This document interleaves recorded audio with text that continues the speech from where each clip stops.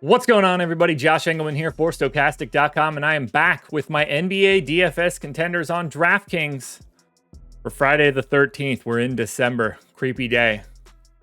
What's going to happen tonight? What's going to be the weird stuff? Friday the 13th. It's always spooky. Hit that like button. Subscribe to the channel. Hit the notification bell so you know when everything goes live. Follow me on Twitter at Josh Engleman. Anthony Davis, with no LeBron James, is on the outside looking in. Who will be my favorites? My top 5 plays for today. It's time to find out. First up at number 5, I'm actually looking at James Harden, point guard only, 9,700, projected for 25 points, 8.5 assists, close to 6 boards, and almost 2 stocks. Tough spot against Denver for sure, but because it's at elevation, I'm guessing elevation affects James Harden a little bit more than most. But he still looks good here. I mean, he runs the show for the Clippers. They do have Norm Powell back. That helps Harden, I think, more than it hurts him, honestly, because if Harden's ever got it going, that's a good thing. And the real interesting piece of this game could be what happens on the opposite side. If Jamal Murray happens to be out, we're going to get James Harden versus Russell Westbrook. That should go pretty well for old James. Stands out to me. Now, at 9,700, you're paying full freight for Harden, but I still think he looks pretty good. Maybe a little slept on for today. In a similar vein to James Harden, number 4 is Ja Morant. I went 31 minutes, but he's got a much better matchup here against Brooklyn, who's missing like 5 or 6 dudes. Point guard only for Morant, 8,700, projected for 24 points, 8 assists, 5 boards, and a stock and a half. This Memphis team is great. The only downside to Memphis is that nobody ever really plays the minutes that you want your starters to play. We talk about a lot of other point guards today, and they have a 36-minute ceiling. I don't really think we're ever going to see Ja Morant doing that anytime soon. So I went 31 minutes, but even 31 minutes of Ja Morant against Brooklyn gets him into my top 5. Fascinated by Ja, love Memphis, and I don't think as many people are going to get to Ja the same way I will get to Ja. Slightly different play here. Justin Champagnie is in at number 3. Listen to what I'm about to say. Justin Champagnie, Washington Wizard, not Julian Champagnie, San Antonio Spur.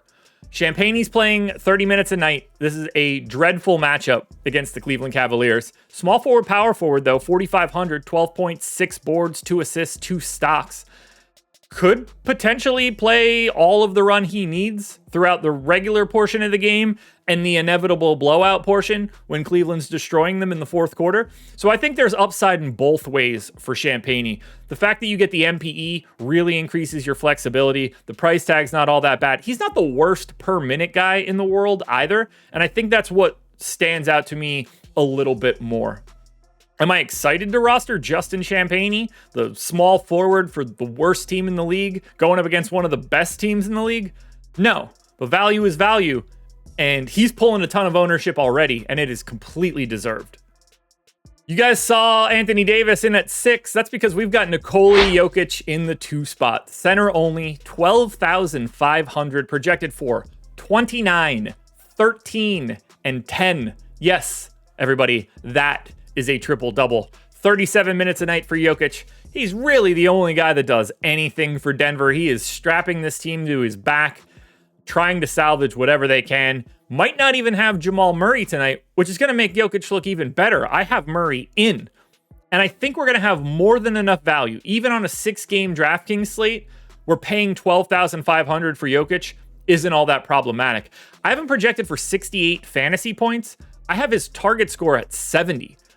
He's going to do that like 40% of the time, which is crazy to think about for somebody at 12,500. But no one on this slate has a higher ceiling than Jokic.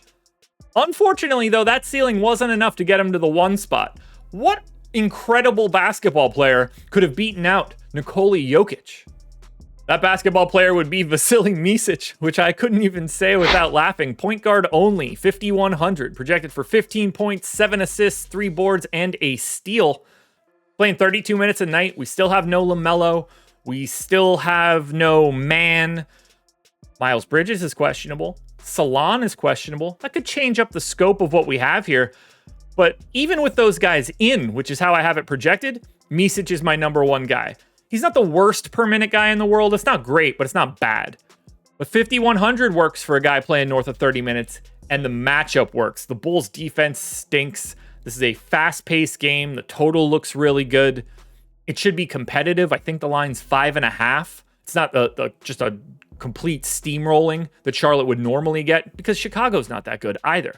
And that's the appealing part to me. It hasn't worked out for me in the past. I went to him in that one game where he was heavy chalk. He was a massive bust, but it's happening again today for everybody. He's already pulling a bunch of ownership. To me, I think it's deserved.